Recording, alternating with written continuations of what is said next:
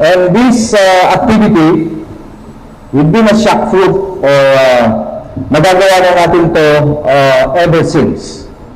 Okay? And Cebu province, particularly Lapu-Lapu or Mactan Island, is the very seat of this kind of activity. If we can remember, in Cebu, we have our Santo Niño Festival or the Sinulog. It is an activity, a national one, and even personalities from international or foreigner pumupunta dito. No? About 6 million, if I have not mistaken, last January, the Sinulog is flagged by not less than 6 million tourists. And way back 2015, I was here. Second or third week of November, you hosted na the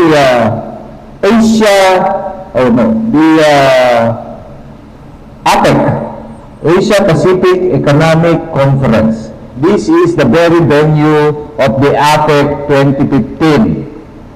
Okay. And so today, this period, this year, 2026, is the ASEAN, 48th ASEAN Conference. At what's the difference? Gagawin ulit natin the template that we have made, the template that Mactan or Lapu-Lapu have offered. And this is the kind of template. It is a coordinated, nagtulong-tulong, nagsama-sama ang ngayon natin, masyado mata si SEPR. Nagsama-sama ang security forces.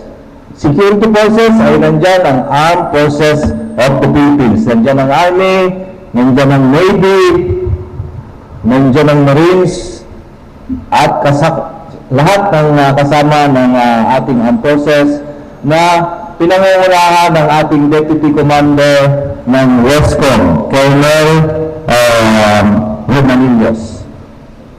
Nandyan ang ating element from the law enforcers to ensure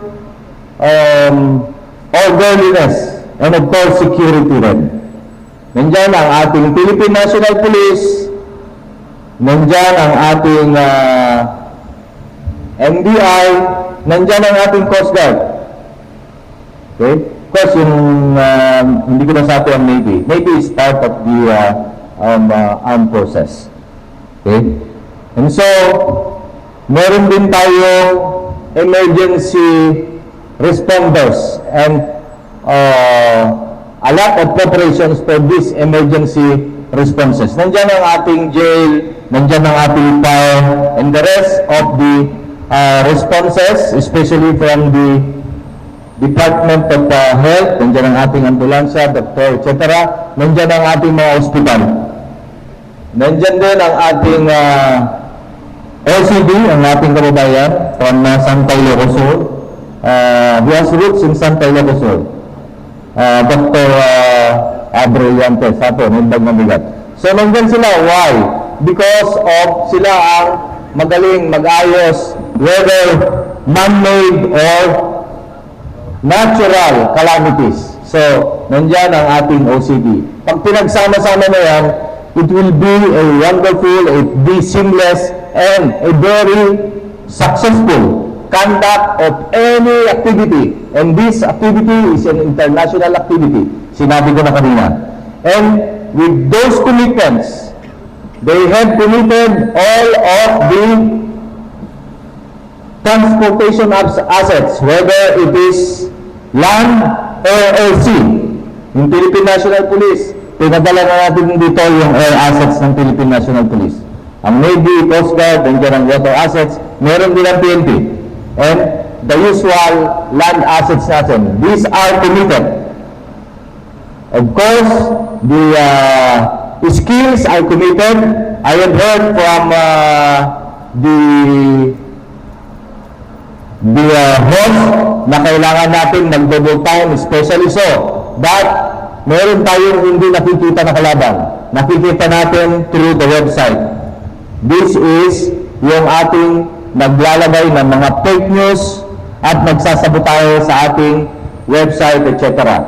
So don't worry, the corresponding teams here are working together to address that. Okay. And so, what else? So, with this kind of forces, we gathered together. Thank you very much for the commitment.